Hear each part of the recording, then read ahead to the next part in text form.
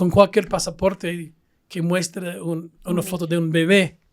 Bueno, esto se puede usar esto para cualquier niño de 8 años y nadie va a saber.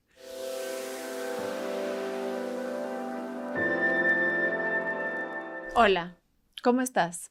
Yo soy Gabriela Vivanco y esto es Focus, un podcast de La Hora, un espacio para entendernos un poco más. Cada 30 de julio se conmemora el Día Mundial contra la Trata de Personas. Es un tema que asusta, es un tema tabú, pero del cual nos conviene y nos interesa conocer un poquito más, especialmente para saber cómo podemos proteger a nuestros hijos. Hoy recibimos a Tim Ballard. Él es ex agente de seguridad de Estados Unidos que realizó un operativo para rescatar a más de 100 niños víctimas de explotación sexual y desde entonces ha rescatado a muchísimos más. Su caso se proyectó en el cine con la película Sound of Freedom, El Sonido de Libertad, y es para nosotros un gusto recibirte, Tim, hoy en Focus. Gracias. Gracias por estar aquí. En la película vimos cómo personas dedicadas al delito robaban a niños pequeños. Hay una escena inicial de la película en la cual se ven diferentes escenarios como de cámaras de seguridad y nos da un escenario escalofriante de las cosas que pasan en la vida real. Te queríamos preguntar...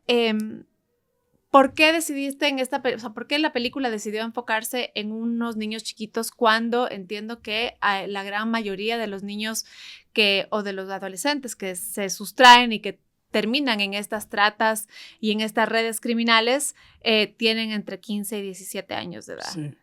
Bueno, la verdad es que cuando hicimos este rescate, el productor Eduardo Verástegui lo vio, investigó la historia. Y él quería decir esta historia que es real, que está basado en un caso real. Entonces él decidió enfocarse en esto. Sí, hemos hecho más de 1000 operaciones y cada uno podría ser una película y tenemos que escoger uno y él escogió esto. Exacto. Tu película estuvo proyectada en cines y ahora se la puede ver en Amazon Prime, sí, en Prime Video. También está en Apple TV. Y se la puede comprar ahí porque me la compré yo recientemente. Y ha generado muchas críticas, algunas de las cuales, por ejemplo, critican que no todo, como te digo, no todos los casos son niños pequeños. No todos los casos ocurren como ocurrió este caso que viviste tú en la vida real. Y hay mucha gente que dice, yo no quiero ver esa película porque me asusta. ¿Por qué crees que es tan difícil hablar del tema de la trata de niños pequeños? Porque todos conocemos niños pequeños que sean nuestros hijos, nietos, sobrinos. Y lo que pasa a la mayoría de los seres humanos es cuando ellos ven algo, ellos pueden como imaginar que fuera su propio niño. Entonces tienen miedo de verlo. Pero a pesar de esto, y yo dije esto a Eduardo, el productor, que tal vez nadie va a querer verlo, pero más de 60 millones de personas en el mundo sí lo vieron. Entonces eso me dice que están listos ya de abrir sus ojos. Está creciendo mucho. Se gana más de 150 billones de dólares cada año en la esclavitud humana. Entonces creo que hemos visto bastante en las noticias que la gente ya estaba lista de ver lo que está pasando. Como dices tú, hay un susto y un miedo de realmente poder tenerte que reflejarte o reflejar a tu familia en los rostros de estos niños y en las situaciones dramáticas que se viven con el tema de la trata de seres humanos. Creo que otra cosa que también asusta mucho es esta idea de que las personas que participan en estas redes criminales de secuestro y robo de seres humanos y especialmente de niños pequeños, que es lo más oscuro a lo que se puede caer, son personas por ahí que se ven como criminales, ¿no es cierto? Personas que están en las bandas criminales, personas que por ahí uno se imagina como un psicópata o una psicópata. Hay muchas mujeres que participan en estas redes, especialmente de captar estos niños tan vulnerables. pero en la realidad son personas cercanas a las familias. Sí. ¿Cómo, en los casos y en las experiencias que tienes tú, quiénes son estas personas? Obviamente no se puede generalizar, pero en la gran cantidad de casos que has vivido tú, ¿quiénes son las personas y cómo son las personas que están en este tema de engañar a la gente? Porque no todos los niños se roban con violencia, sino los convencen. Sí, bueno, como se ve en la película, no hay un perfil perfecto, no es fácil como identificar quiénes son los malos, quiénes son los traficantes, quiénes son los pedófilos. Puede ser cualquiera, puede ser un tío, puede ser un vecino. Hemos arrestado maestros, policía, entonces es muy difícil identificar quiénes son estas personas que quieren tener sexo con niños. Y por eso tenemos que estar aún más atentos, más vigilantes, sobre todo con los teléfonos. Los padres les dan este instrumento a sus niños, no sabiendo el riesgo, porque cuando nosotros éramos niños y estábamos jugando contra nadie, contra la computadora. Pero ahora estos juegos tienen plataformas de comunicación y están jugando con personas en vivo. Y estas personas muchas veces van a actuar como si tuvieran la misma edad de la víctima, 12 años. Pero en muchos casos no es así. Son pedófilos de 50 o más años tratando de reclutar, tratando de acercarse al niño hasta encontrar la dirección, hasta una invitación a juntarse a un mall, a algún lugar. Pero los padres no entienden. La mayoría no saben lo que está pasando. Este instrumento es más peligroso que mandar a su hijo a un noche viernes a un club.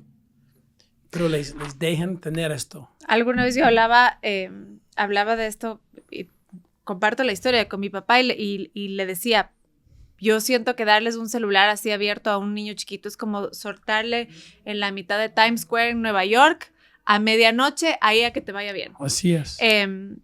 Y comparto contigo esta preocupación del uso del celular, pero sí quisiera que nos cuentes un poquito más sobre cuál es el peligro específico, en qué plataformas, por ejemplo, en qué plataformas sucede este acercamiento entre el depredador, que nunca es la persona que parece ser en un juego o una red social. Sí. ¿Cómo es este proceso de ir atrayendo a la víctima poco a poco y ganarse la confianza de la víctima? ¿Y quiénes son las víctimas vulnerables? Entonces, si empezamos un poquito sobre el proceso y luego hablamos de las víctimas. Sí, pero los pedófilos y los traficantes, ellos saben a qué buscar. Están revisando, por ejemplo, en Instagram y pueden ver quiénes son los vulnerables, quiénes están quejando de su vida, quién está batallando contra depresión o una falta de confianza. Entonces ellos tratan de como reclutar a ellos, invitándoles a ser modelos o modelas y invitándoles a un estudio para tomar fotos, pero es una trampa. Es una de las cosas que hacen. La otra cosa es personas que están en la pobreza. Hay muchos países que tienen como tiendas de masajistas. Uh-huh. Y los pedófilos saben si van ahí, tal vez no van a ver niños trabajando, pero los jefes de estos lugares saben dónde están. Es casi un código. Es secreto que si tú vas a un lugar así y pide a un niño de 12 años, 10 años, ellos lo van a conseguir. Ok. Sí. Entonces hablas, por ejemplo, de las personas y los niños que están en situación de vulnerabilidad, ¿no es cierto? Que podrían caer y es niños que algunos viven en situación de pobreza extrema y otros niños que tienen problemas, por ejemplo, de violencia en sus casas, uso de drogas en sus casas y también un tema de la autoestima, que es algo importante que hay que trabajar en los niños. Sí. En ese sentido, ¿cuáles son los mecanismos mediante los cuales luego se sustrae a la persona? Es decir, no necesariamente se la roban con violencia. ¿Qué tan común es los hechos de violencia versus las situaciones de las que el niño o el adolescente se va de su casa voluntariamente? Sí, muy pocas veces usan violencia porque estos traficantes son personas de negocio Y entonces ellos van a utilizar como un lure, una trampa, como se ve en la película, una promesa de ser modelo, o una promesa de un trabajo que va a ayudar a la familia. Y muchas veces van a lugares lugares con mucha pobreza, ¿no? Y se ofrecen cosas y la familia lo acepta y la familia manda al hijo que lo haga.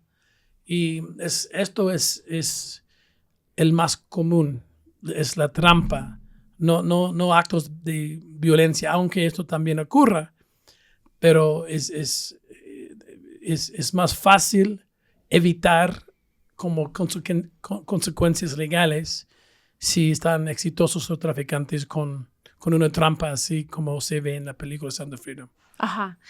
Tú trabajaste en los servicios de seguridad en Estados Unidos antes de dedicarte a tiempo completo al tema del rescate de los niños con la fundación que tienes ahora. En el tema del rescate de los niños, ¿qué tan...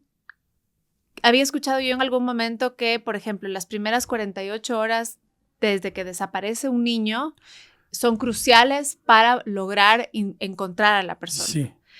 Cuéntame un poquito cómo funciona este proceso en los tiempos desde que desaparece un niño hasta que ya es casi imposible encontrarlo. Bueno, lo que pasa es que una vez después del secuestro, el traficante quiere mover el niño a otro país, a otro lugar donde va a ser casi imposible encontrarles. Y esta fue una de las razones por la cual me retiré del gobierno, porque el gobierno, aunque están haciendo buen trabajo, mueve muy lentamente. Pero como con una organización como Area Recovery, con quien trabajo ahora, podemos mover rápido. Escuchamos algo, ya estamos en el avión sin tener que pedir 10 personas por permiso, sin preocuparnos de un presupuesto que no va a permitir esto. Y podemos actuar rápido, tal como hicimos en Ucrania. Cuando estuvimos en Ucrania hace 2 años, estábamos ayudando huérfanos para moverles fuera de la línea de fuego en la guerra. Encontramos una red de Holanda que estaba tratando de traficar niños y pudimos actuar rápidamente. En 4 meses pasamos por 3 continentes, 6 países, hasta que encontramos en Canoa, Ecuador, un hotel sexual de niños, de hombres y niños de menos de 11 años. Y trabajando con la policía pudimos desmantelar completamente esta organización. 2 encarcelados en Guayaquil, 1 en México y 2 en Holanda. Entonces por eso me retiré, para poder mover rápidamente, inmediatamente, porque sabemos que no tenemos mucho tiempo.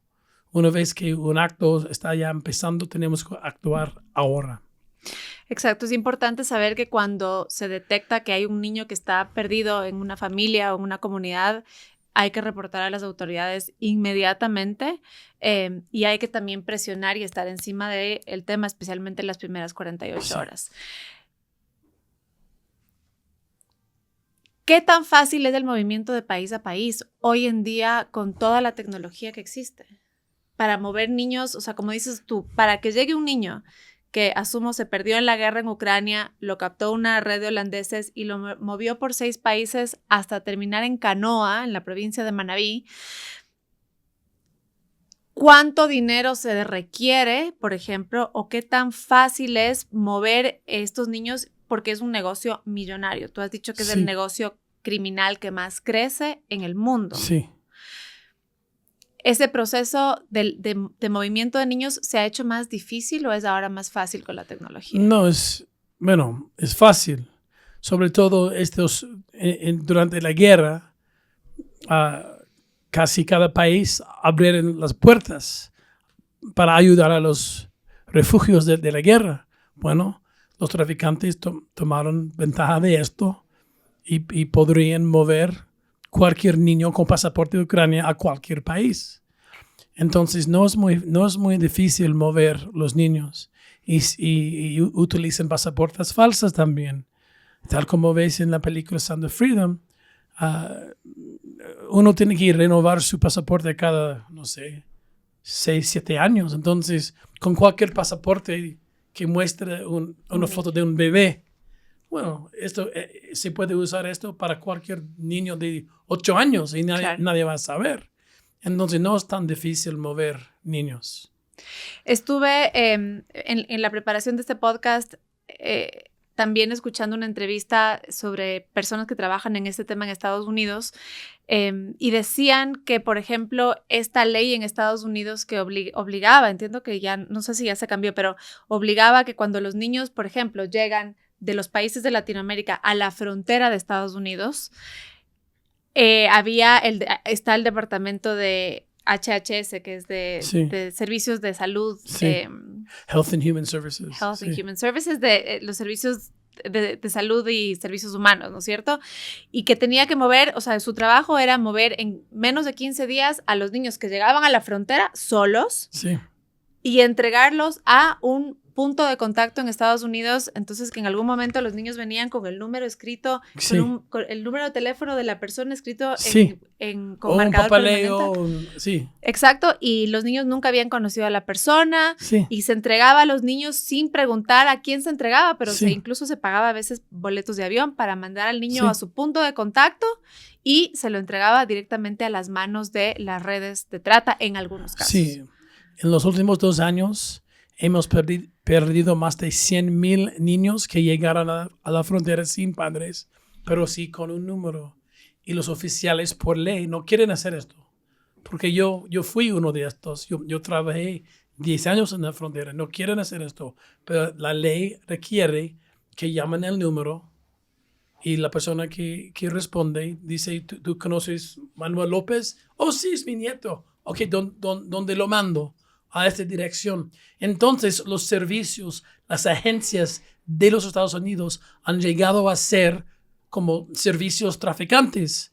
Sin querer, es como un pecado de omisión, pero así lo hacen. Y yo soy muy pro inmigración. Yo tengo 2 hijos inmigrantes. Eso no tiene que ver con inmigrar. Debemos de tener más inmigración, pero necesitamos más cuidado en los niños que llegan a solas. Imagínense, por ejemplo, si un niño gringo se aparece en Nueva York sin padres. ¿Qué van a hacer por este niño? No van a dar a este niño a cualquier persona. Va a hacer un examen de DNA o de una investigación muy, muy fuerte antes de entregar a este niño a alguien. Pero no estamos dando esta oportunidad a niños extranjeros. Exacto. No estamos investigando. Casi no hacemos nada. Llamamos y los mandamos. Me parece súper interesante esto que cuentas, porque realmente en las conversaciones y en los debates dentro de Estados Unidos y además, pues nosotros dentro de también América Latina, que se habla mucho de la política migratoria en Estados Unidos, porque hay tanta gente que sale de nuestros países por una infinidad de motivos y intenta o llega a Estados Unidos, y hay este tema de los menores no acompañados, pero no se habla del tema y del problema que existe de estos menores que nadie sabe a dónde llegan y que luego tampoco las familias acá, aunque intenten saber dónde está su hijo, seguramente no van a poder nunca encontrar a sus hijos. Sí. ¿Por qué no se habla tanto del tema? Desde el punto de vista político y gubernamental. La verdad es que los republicanos están tratando. Yo he testificado 3 veces ante el Congreso sobre esto. Ellos saben. Pero la razón por la cual no quieren hacer esto es porque ellos quieren que millones de inmigrantes lleguen a los Estados Unidos para después votar demócrata. Porque fue Biden que los dejaban entrar. Pero ¿a qué costo? Según yo, y no me gustan las políticas. Sí. Mi causa es ayudar a niños. Pero yo diría que el presidente tiene la sangre de niños en sus manos porque hay un costo de dejar a cualquier persona entrar. Y es que los traficantes están tomando ventaja de esto para traficar a los niños, para cruzarles adentro de los Estados Unidos, el cual es el país con la demanda más grande para pornografía infantil. Entonces, no es el país que quiere ser un niño perdido. Y tenemos que cambiar esto. Tenemos que hacer más para investigar cada caso, como si este niño fuera norteamericano. Tenemos que tratarles bien y investigar muy bien. Y sí, entregarles a sus familias si podemos confirmar que es familia. Y en muchos casos sí, se puede hacer esto. Pero ya hemos, como dije, en los últimos 2 años ya perdimos más de 100,000 niños. No sabemos dónde están o con quién estamos, porque llamamos un número y lo mandamos a cualquier persona. Lo que dices tú de que hay un costo muy grande de cerrar los ojos. Y estas son las consecuencias, ¿no es cierto? Más de 100,000 niños, de los cuales muchos son latinoamericanos. Sí. Entran a Estados Unidos y a Estados Unidos es un país fácil porque es un país con mucho dinero, con gente de mucho dinero muy grande y además que tiene una frontera muy grande por la cual también es por donde se mueven muchos de estos niños. ¿Por qué hacer una segunda película? Bueno, la primera película fue tan exitosa. Más de 60 millones de personas lo vieron. Uh-huh. Y mostramos una forma de cómo funciona la trata. Esta película va a ser un poco diferente, va a mostrar otra forma. Se trata de un caso en Haití. En Haití. Después del terremoto, uh-huh. Había como no sé cuántos miles de niños abandonados, orfanados. Y lo que pasó fue el tiempo de cosecha para los traficantes. Construyeron orfanatos falsos. Y la gente inocente llevaron a estos niños ahí, pero después fueron vendidos. Y nosotros nos infiltramos uno de estos, rescatamos 28 niños. 2 de ellos, nosotros, mi esposo y yo, adoptamos. Entonces es una historia muy personal, pero tiene una lección muy importante, que después de un desastre, que sea un terremoto, tal como pasó en Canoa, hay una razón por la cual este hotel de sexo lo construyeron en un lugar tan vulnerable. Después de un huracán, durante una guerra, esto es el tiempo cuando tenemos que investigar muy bien los traficantes, porque ahí están ellos. Entonces, la segunda película va a tener otra como mensaje, otra lección, otra manera de cómo funcionan estas redes de traficantes.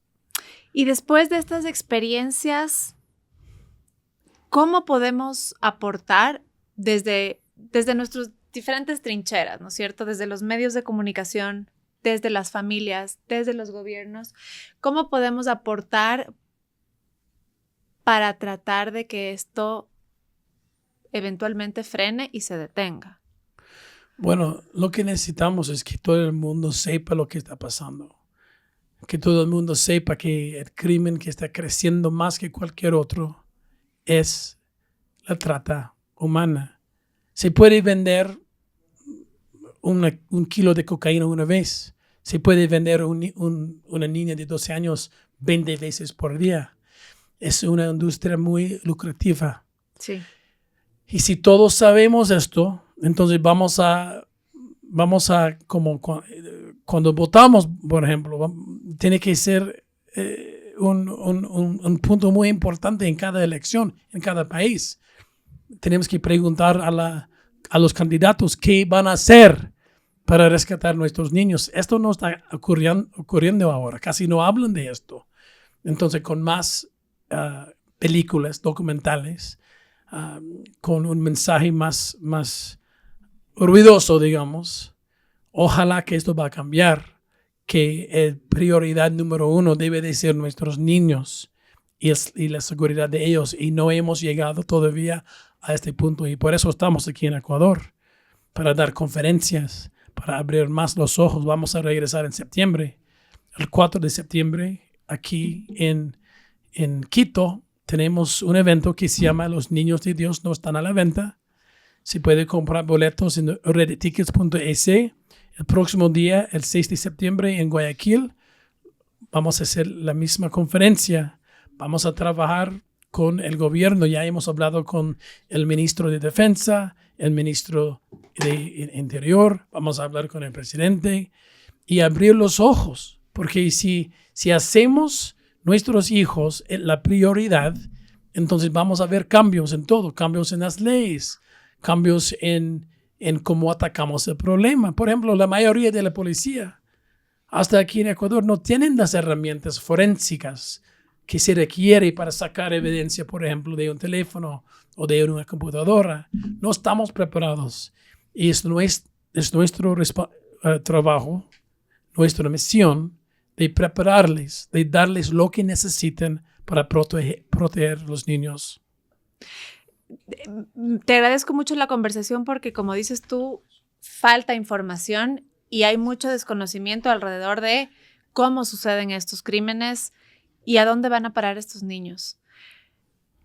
Luego de que un niño es explotado, y vamos a ir o sea, hay muchas formas de explotación. Hay una explotación laboral que también es... Que es el más grande, más que el sexo. Exactamente. O sea, es una explotación laboral que deja igual una secuela de traumas y problemas psicológicos, físicos, emocionales. ¿Por cuánto tiempo se explota a estos niños que se sustraen? Y luego, ¿qué pasa con estos seres humanos? O sea, ¿cómo terminan estas personas? ¿Quiénes son? Y ¿cómo logran reconstruir sus vidas si es que de alguna forma? Bueno, si no hay una intervención, ellos van a tener una vida perdida. Yo he visto casos en la esclavitud laboral, cuando un niño que ya está enfermo, lo matan nomás, como si fuera una vaca que está enferma. Para estos traficantes no son personas, son instrumentos de ganar dinero. Entonces, si no hay una intervención, estas vidas son perdidas. A lo mejor no van a sobrevivir. Y si sobreviven, serán también, podemos decir que son parte de los problemas que vamos a tener como sociedad, porque no estamos cuidando a estos seres humanos cuando son jóvenes y cuando llegan a ser adultos. Es parte de las personas que luego perpetúan también quizá estas redes de crímenes y de delincuencia, porque Sí. son personas que les cuesta por ahí funcionar de manera más sana en la sociedad. Sí. Y bueno, antes de hacer una operación, tenemos uno planeado ahora, no en este país. Cuando regreso en septiembre voy a poder hablar más de esto. Pero antes de empezar la infiltración, primero ya fijamos y hacemos convenio con un instituto de cuidado posterior, porque el rescate no empieza hasta después del rescate, porque si no se sanan, si no tienen las herramientas para como sanarse y rehabilitarse, no hay punto en rescatarles. Entonces para nosotros es muy importante que ya tengamos esto listo antes del rescate. Tim, escuché alguna entrevista que te hicieron a ti en la que hablabas sobre el tema de la legalización de la prostitución. Uh-huh. Y me parece que es un debate también muy interesante, Uh-huh. porque tu punto de vista aporta un elemento que en estos temas que son tabús que rara vez se oye. ¿Qué opinas tú sobre este tema de legalizar la prostitución, legalizar, por ejemplo, incluso el tema de ciertos usos o producción de pornografía en ciertos países? ¿Cómo lo ves? Bueno, es un debate muy importante y complicado. Yo soy libertarian. Un libertario. Un libertario, ¿ok? Si dos adultos quieren pagarse para tener sexo, para mí es entre ellos. El gobierno no tiene por qué intervenir. Pero, diciendo esto, estoy en contra de legalizar la prostitución. Pero le digo esto, que las prostitutas nunca deben ser como criminalizados. Nunca, porque no sabe la situación, no sabemos dónde y cómo llegaron ahí. Pero lo que pasa con esto, con la prostitución, es que creamos un mercado sexual. Por ejemplo, si yo soy pedófilo y yo quiero encontrar un niño, ¿dónde voy a ir? Voy a ir a Las Vegas, o voy a ir a Ámsterdam, voy a ir a Tailandia. Aparentemente. Okay. Voy a ir a lugares donde el sexo es legal. Okay. Porque la prostitución legal crea un mercado donde se venden niños. Y aunque soy libertario, no vale la pena. Mejor no tener prostitución si esto va a resultar en más abuso sexual de niños. ¿Me entiende? Sí. Y por esta razón estoy en contra de legalizar la prostitución. Quizá para ponerlo en otras palabras, tu argumento es por el ecosistema que se crea alrededor de el mercado y las transacciones sexuales cuando son legales. Eso también da lugar a que de manera informal o ilegal existan otros temas de explotación sexual donde entran fácilmente los niños. Sí, y imagínense si es legal, el traficante ahora es hombre de negocio legítimo que paga impuestos, que tiene certificado, que tiene alguien del gobierno que viene para chequear que todas las mujeres son sanas y todo esto. Entonces ya hemos legitimado estos hombres de negocio, pero 90% de ellos también tienen otro grupo de niños que nunca van a mostrar al gobierno, pero van a poder existir para venderlos, porque uno puede ganar 4 veces más vendiendo un niño que un adulto. Pero el gobierno no va a saber, va a como registrarlo como un hombre legítimo de negocio, y por eso es un problema. Tenemos que destruir los mercados que abusan a los niños, y parte de esto es destruir la legalización de la prostitución. Creo que es importante, como dices tú, recordar el tema de que existe un mercado para la compra y venta de seres humanos que es amplio, inmenso e incluso fácil de acceder. A lo que tú dices es ¿cuál es el precio de una vida? Tú dices que la vida de un menor o el costo transaccional de un menor es 4 veces más alto que el de un adulto. Sí. Bueno, cada mercado es un poco diferente, pero en la mayoría de los casos, digamos, por una noche podría conseguir una prostituta por $400, digamos. Si es una niña de 12 años, estamos hablando de $1,000, ¿ok? 3 o 4 veces más. Generalmente es como funciona este mercado negro. Y como dices tú, es un mercado mucho más lucrativo que el de la droga. Sí. Que tampoco se ha podido erradicar. Sí. Quizá lo que se intenta entonces es apuntar a que se libera a los niños de este mercado y el resto seguirá existiendo, ¿o tú crees que en algún punto sí se puede llegar a la erradicación total de este mercado tan oscuro? Sí, si ponemos más recursos en investigar los casos de los niños, sí, sería posible que el otro mercado exista, pero no estamos haciendo esto. Los recursos que tienen los gobiernos son muy pocos. No tienen las herramientas, no tienen lo que necesiten para investigar bien los casos de trata sexual con niños. Entonces, hasta que lleguemos a este punto, tenemos que cerrar toda la industria sexual. Tim, en tu experiencia, las redes que tratan con seres humanos son las mismas redes que también tratan con otros temas ilícitos como drogas, como armas. O sea, hay una conexión entre, por ejemplo, los carteles del narcotráfico y la trata de niños. Sí, es muy interesante. En Europea he visto que sí son conectados. En México, en Latinoamérica, menos. Hay una razón por la cual pedófilos en la prisión son matados. Hasta los narcotraficantes, tal vez sí está bien con ellos vender cocaína, pero están muy en contra de violar una niña de 10 años. Entonces, he visto que los carteles que venden niños generalmente son pequeños. Ok.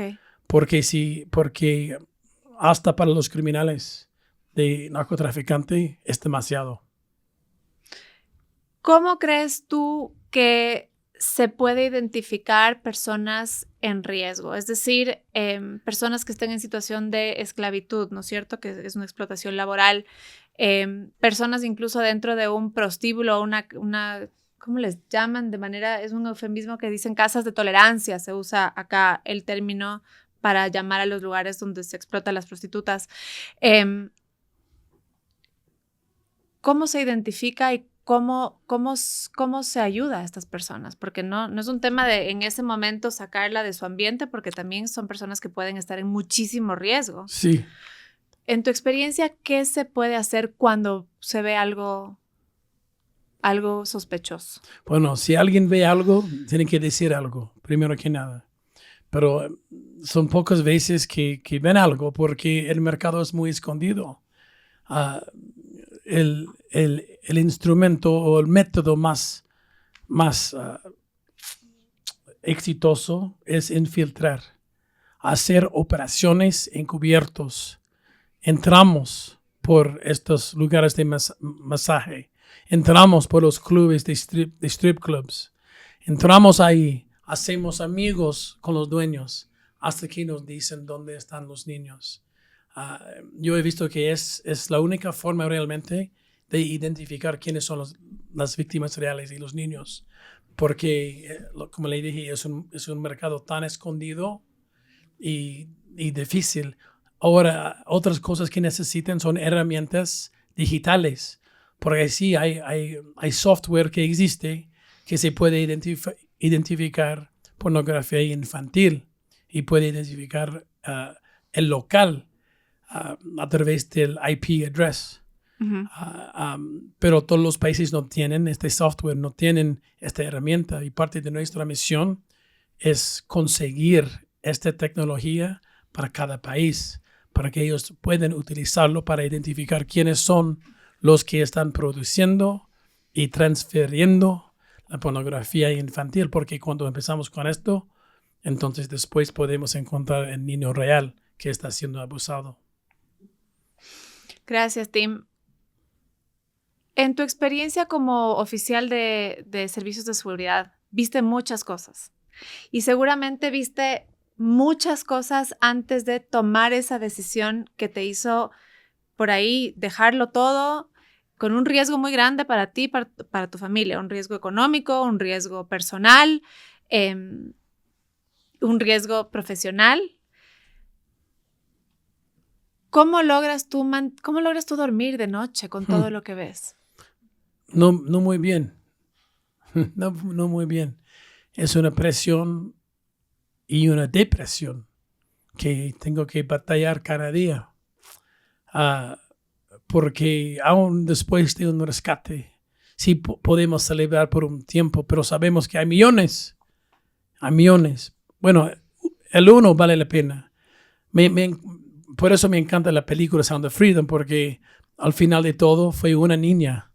Y todo esto valía la pena para la una, pero siempre hay más. Siempre hay más. Muchos más. Entonces, uno tiene que vivir con esto, sabiendo que, sobre todo cuando ya lo sabes, y cuando uno sabe que tiene el conocimiento de cómo hacerlo, que tiene las herramientas, que sabe cómo infiltrar, es casi imposible negarse la oportunidad de seguirlo y enfrentarlo y infiltrarlo más y más y más.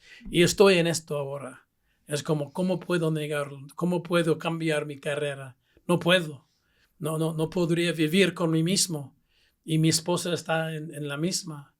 Es casi imposible pensar en hacer otra cosa cuando uno ya se sabe cómo hacerlo. Cuando hay tan pocos que saben cómo hacerlo. Hay un dicho que dice que una vez que abres los ojos ya no los puedes cerrar. Exactamente. Y esto es mi vida. ¿Dónde encuentras fuerza? En Dios.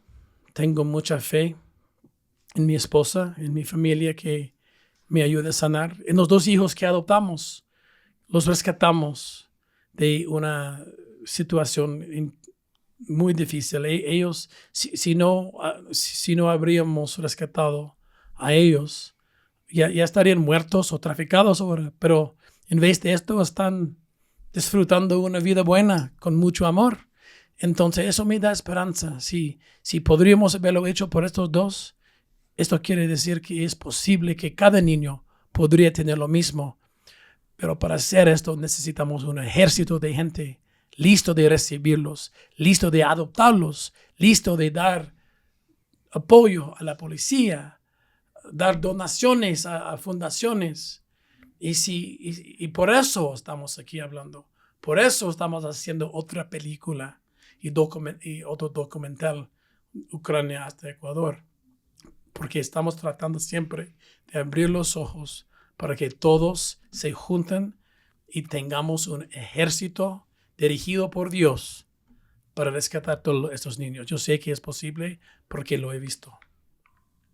Tim, muchísimas gracias. No sé si hay algo que olvidé preguntarte. ¿Se te ocurre algo que no me contaste y que sea importante para esta conversación?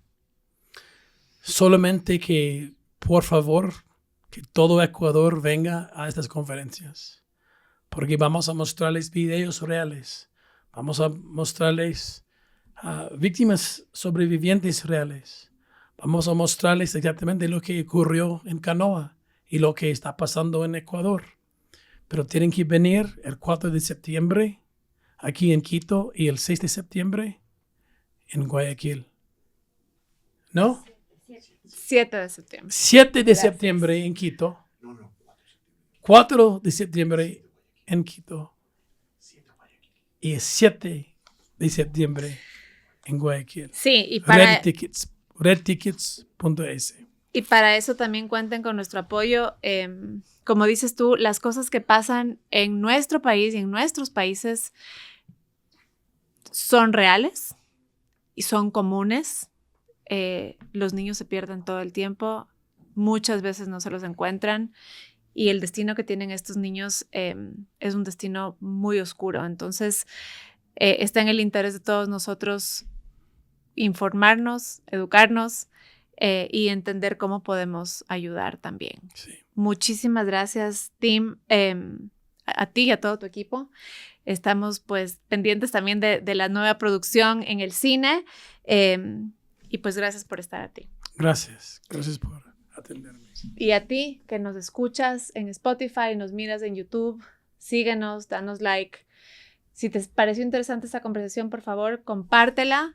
Es para nosotros un placer y un honor poder caminar contigo. Muchísimas gracias. Esto fue Focus, un podcast de la hora. Chao.